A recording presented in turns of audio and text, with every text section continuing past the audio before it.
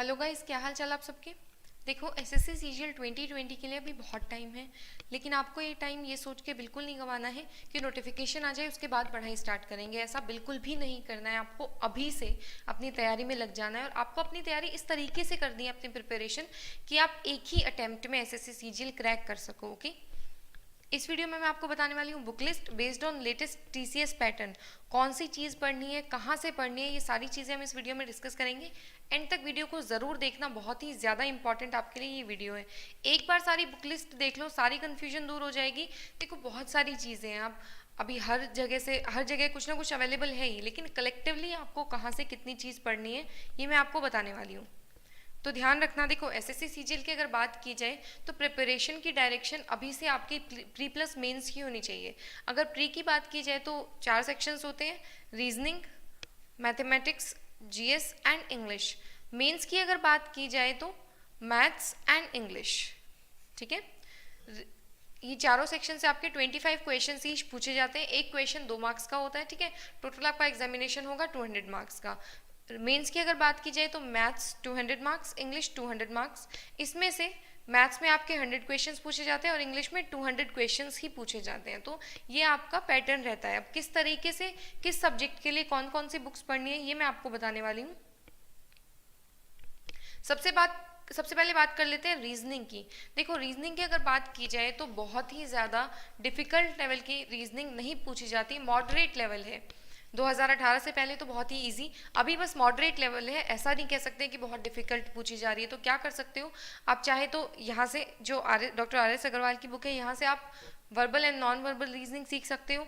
Practice करने के लिए आप राकेश यादव सर की रीडर्स पब्लिकेशन की जो बुक है यहाँ से प्रैक्टिस कर सकते हो, या फिर जो केरन पब्लिकेशन की बुक है यहाँ से आप प्रैक्टिस कर सकते हो।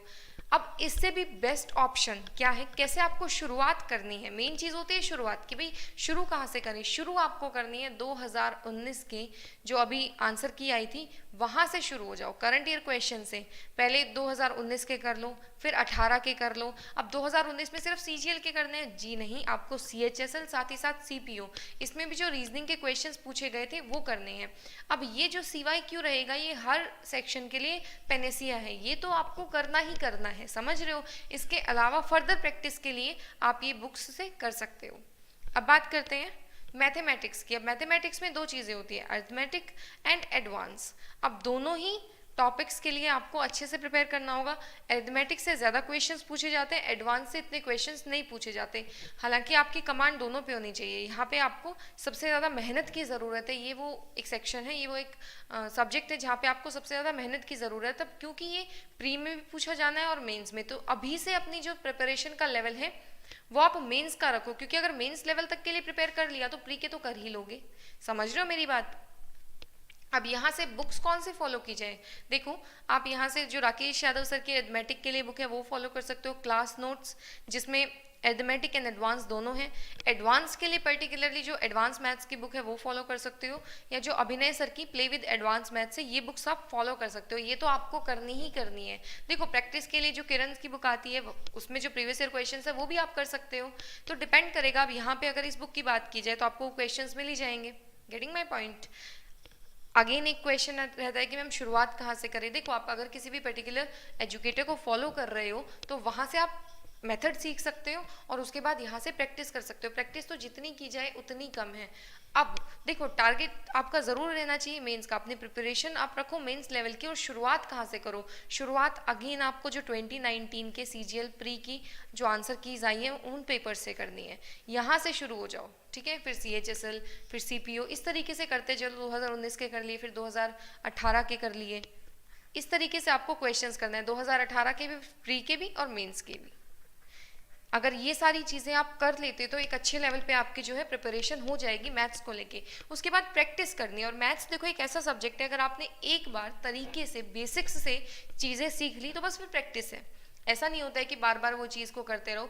आप एक बार सिलेबस कवर करने पे ध्यान दो, ठीक है। एक बार अच्छे से डिटेल में एक चैप्टर पे पूरा टाइम लगा के कर लिया। फिर जब प्रैक्टिस करनी होती है तो आप एक तरीके से एम सेट कर लो कि 3 दिन में मुझे एक एडमेटिक का चैप्टर निपटाना है और 3 दिन में एक मुझे एडवांस का चैप्टर निपटाना है, और ये चीज़ें साइमल्टेनियस होंगी। ऐसा नहीं कि 3 दिन पहले एडमेटिक फिर एडवांस, इतना करने की जरूरत नहीं है। सुबह आपने एडवांस कर लिया, शाम को एडमेटिक कर लिया।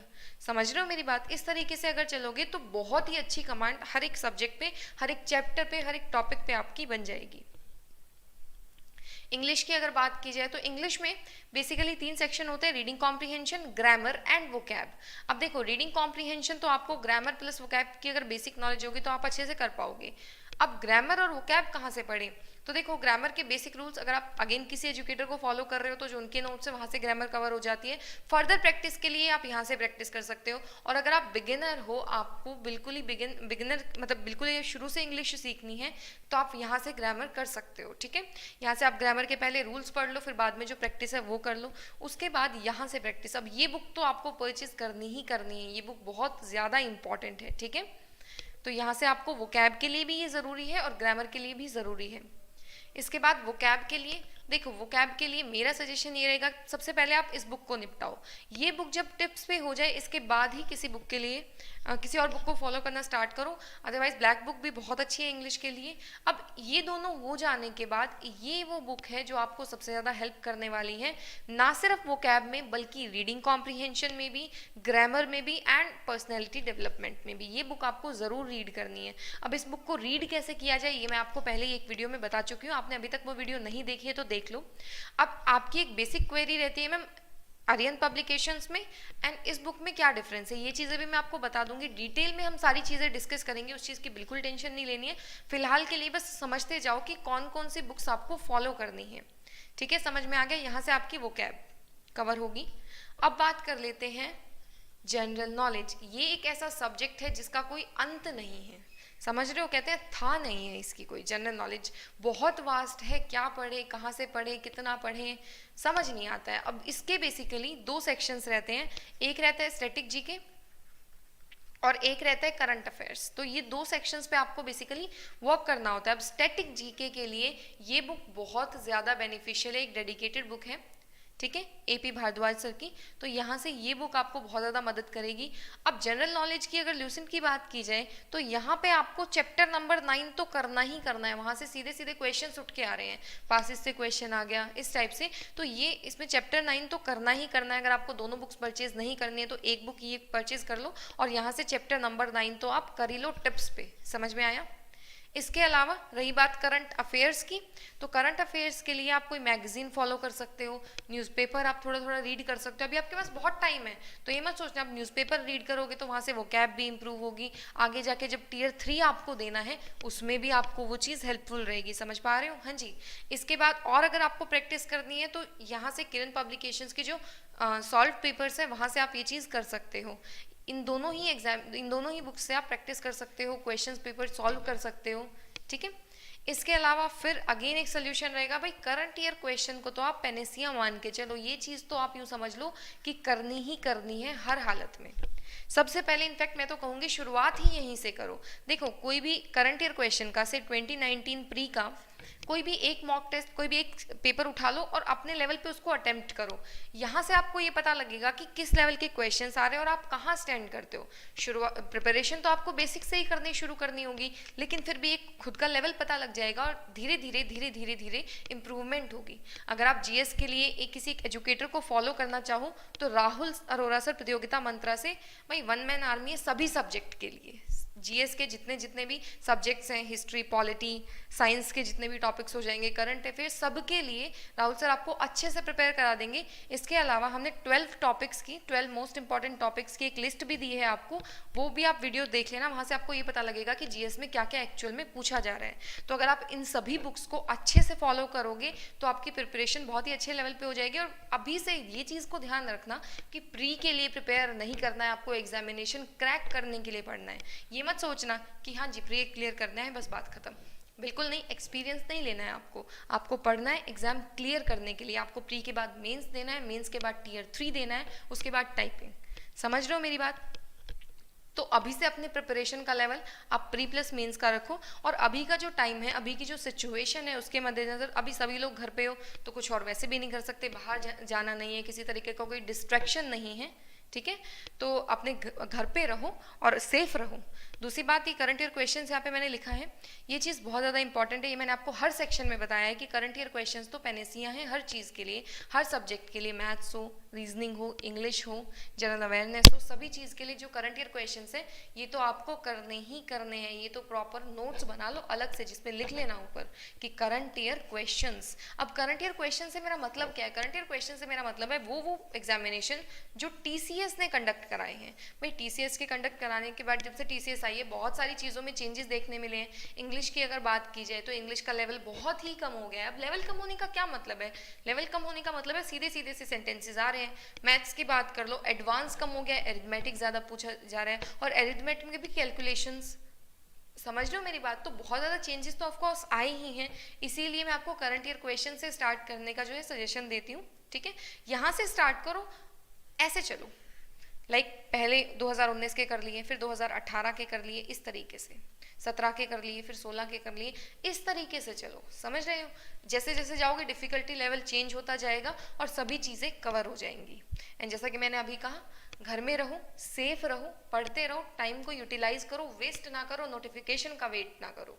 समझ रहे हो मेरी बात? और ये जो टाइम है ये बहुत ही ज़्यादा क्रूशियल है। किसी भी एग्जामिनेशन, मतलब जितने भी एग्जामिनेशन है, अगर आप किसी भी एग्जामिनेशन के लिए प्रिपेयर कर रहे हो तो सभी के लिए ये टाइम बहुत ही ज़्यादा क्रूशियल है। अगर आप SSC CGL मेंस को टारगेट कर रहे हो, मेंस 2019 को, तो उसके लिए अभी अनअकैडमी प्लस पे कंबाइंड बैच चल रहा है अभिनय सर और रानी मैम का। ठीक है, तो ये बैच आपको मिल जाएगा। इसके साथ साथ सभी सब्जेक्ट्स के बेस्ट एजुकेटर्स के कोर्सेज मिलेंगे। 24 मंथ्स का प्लान लोगे तो 75% ऑफ है, 12 मंथ्स के प्लान पे 58% ऑफ है। करना क्या है? कोड लगाना है प्रतियोगिता मंत्रा। ठीक है, अभी जैसा जो सिनेरियो है, बाहर तो आप लोग वैसे भी नहीं जा सकते हो, तो घर पे बैठो, आराम से पढ़ो। ये चीज़ तो इस टाइम पे सबसे बेस्ट है, online education. Getting my point? 2020 को टारगेट कर रहे हो, समझ नहीं आ रहा है क्या करें कैसे करें, बुक्स मैंने आपको बता दी है, एजुकेटर्स को फॉलो करना है, एक प्लान लो, अपना पढ़ाई शुरू करो। किस चीज़ का वेट कर रहे हो भाई? Maths, English, general awareness, reasoning, सभी सब्जेक्ट्स के सभी बेस्ट एजुकेटर्स के कोर्सेज आपको मिलेंगे। मुखर्जी नगर की सारी बेस्ट फैकल्टी आपको यहाँ पे पढ़ा रही है। समझ रहे हो? ऑफलाइन कोचिंग के लिए जाते हो 10-10, 12-12 हज़ार में, वहाँ रहने का फिर अलग सिस्टम है। ये सारी चीज़ें आपके सब कुछ कवर हो जाएगा सिर्फ एक प्लान में।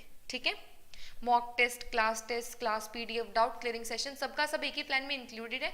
ऐसा नहीं है कि किसी भी चीज़ के लिए कुछ भी आपको अलग से पे करना हो। 1 ईयर का प्लान परचेज करोगे पड़ जाएगा 4800 रुपीज़ का, 6 मंथ्स का प्लान पड़ेगा करीब 3800 रुपीज़ का। इस प्राइस पे प्लान परचेज करना है आपको। रेफरल कोड की जगह डिस्काउंट कोड लगाना होगा, प्रतियोगिता मंत्रा। ओके, अनअकैडमी ऐप पे जाना, प्लस सेक्शन में जाना, SSC एग्जाम्स को चूज करना, अपना प्लान चूज करना और यहाँ पे कोड लगाना प्रतियोगिता मंत्रा विदाउट स्पेस, और आपको जो है डिस्काउंट मिल जाएगा। 1 ईयर का प्लान बेस्ट क्यों रहेगा? देखो 2020 में अभी टाइम है, एक साल में 2020 का प्री, मेंस, टियर 3 सब कुछ अच्छे से प्रिपेयर हो जाएगा। एक ही जगह पे कंटेंट अवेलेबल है, एक ही जगह पे मॉक टेस्ट अवेलेबल है। अब भले ही आप एक एजुकेटर से पढ़ो या 2 एजुकेटर से पढ़ो, कंटेंट तो सभी का अवेलेबल है भाई। प्रैक्टिस तो आप सभी के कंटेंट से कर सकते हो ना, और प्रैक्टिस जितनी की जाए उतनी कम। कोई क्लास कभी मिस हो जाए फिकर नॉट, रिकॉर्डिंग देख लो। ठीक है, SSC के अलावा किसी भी और एग्जामिनेशन को टारगेट कर रहे हो या कोई भी और कोर्स आपको परचेज करना हो तो भी सेम डिस्काउंट कोड का यूज करना है, प्रतियोगिता मंत्रा विदाउट स्पेस अप्लाई करना और आपको डिस्काउंट मिल जाएगा। मिलते हैं नेक्स्ट वीडियो में। टेक केयर, सेफ रहो।